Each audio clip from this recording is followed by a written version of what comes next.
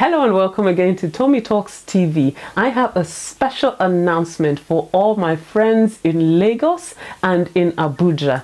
I will be ministering live in Lagos from May the 6th to May the 7th, 2018 at the Household of Love Church. You will find all the details on the flyer on my page. And on May the 10th to May the 13th, I will be ministering at the House on the Rock, Abuja, at the Family Life Conference. Again, you will find the details on my page. Whatever you do, if you're in Lagos or Abuja or in the environs, don't miss it. I really look forward to seeing you there. Bye for now. Hello and welcome to Tommy Talks TV, the place to be to build great love relationships. I'd like to start by saying a very big thank you. Thank you for all your likes and your shares and your comments on Facebook, on Twitter, on Instagram, on YouTube. I really appreciate you because you're helping us spread the message further faster. So thank you very much indeed. Now today I'm going to be taking one of your questions and it goes like this. My fiance is a great person, but once there is any sort of misunderstanding between us, he says words that cut through my heart. In a recent disagreement, I told him I was going somewhere and he requested that I get back by 6 p.m. Unfortunately, because of unforeseen circumstances, I was late getting back. I returned to his house and he refused to open the door. I was outside for 3 hours until finally his elder brother came visiting. His mom intervened and I came in. I tried to explain, but he refused to listen to me. The following morning was Sunday and we were about to go to church when he said that we were no longer going. While in the car in the presence of his mom, he told me that I am a distraction to him and I should go back to my mother so that she can teach me how to conduct myself in marriage. He also said that I should give him space. I really feel so terrible. What should I do? Now, my heart really goes out to you, with this situation that you've described. The truth is that every relationship will experience pressure points. There's no doubt about it. So in every relationship, there will be differences in opinion. There will be things that will happen, somehow or the other, you don't quite agree. And those could be cause for, conflict or disagreement. But what makes the difference between relationships that fail and relationships that succeed is the ability of both parties to learn how to constructively deal with such situations. So those situations will occur, but the question is, how will you deal with those situations when they occur? And it looks to me as if the conflict management skills, are currently missing in your relationship. Now let's look at this scenario that you've described.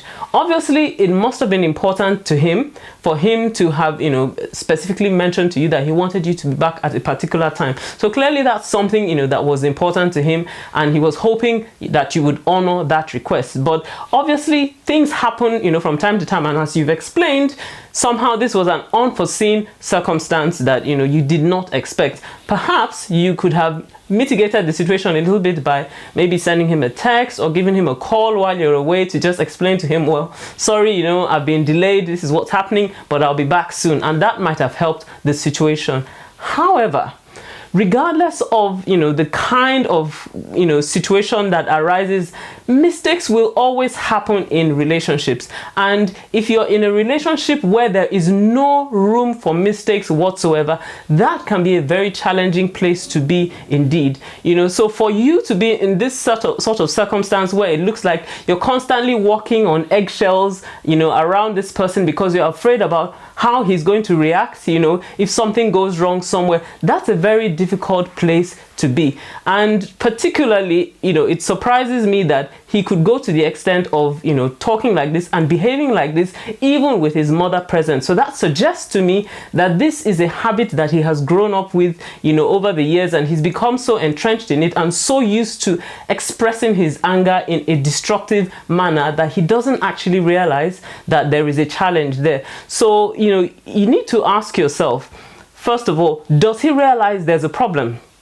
That's the issue. Does he realize that there's a problem with the way that he expresses himself when he is angry? Because some people do have more of a propensity towards anger than others. There's no doubt about that. But there are ways to manage that if they recognize that there is a problem, because a person cannot change unless they actually recognize that there is something that needs to be changed. So, to be in a situation where, you're constantly getting angry and all that, there are things that can be done to learn how to manage your anger more effectively. And when the Bible talks about the fruit of the Spirit, one of the most critical fruits of the Spirit is self-control, the ability to control yourself even in situations that you do not expect. So if he recognizes that there is a problem, then there might be a possibility of working towards a solution and him learning how to manage his anger more effectively. But if he doesn't recognize that there is a problem in the way that he expresses himself when he's angry, then you really have a difficult situation in this relationship,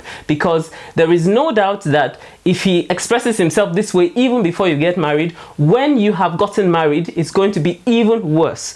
So verbal abuse is every bit as destructive as domestic or physical abuse is, and there is no point in, trying to sugarcoat it, because when someone is constantly under attack verbally, what that does is that it destroys self-esteem to the point where you don't actually recognize who you are any longer. So some of the words that he has chosen suggest that, this borders on, it's actually verbal abuse. And if he doesn't recognize that there's a problem, you need to ask yourself, are you willing to trade your peace of mind for a ring on your finger? That's the question that you need to ask yourself. Because if he doesn't recognize there's a problem, then this is going to continue in your marriage. And is this something that you're prepared to live with for the rest of your life? This is the person that you're supposed to be most intimate with. And are you prepared to live in constant fear of the person that you're supposed to be most intimate with in your life? And also ask yourself, when your children come along, are you prepared to have them grow up in that kind of environment of verbal abuse? Those are the critical questions that you need to ask yourself. So I'll leave you with one verse of scripture in the book of Proverbs chapter 22 verses 24 to 25, which explains just how important this is and how God sees, anger that is not properly managed. He says, do not make friends with a hot-tempered person, and do not associate with one who is easily angered, or you may learn his ways and get yourself ensnared. To be ensnared means to be trapped. So it's crucial to ask yourself, if he recognizes there's a problem, maybe he can work his way to a solution with the help of God. But if he doesn't recognize that there is a problem, then you need to think very seriously about this relationship. Well, I hope this has helped you. If this has helped you, then please leave me a message on Facebook or Twitter. And if you've got a question you would like me to answer, then head on over to tommytalks.com/ask and I'll answer your question next time. See you next time. Bye-bye.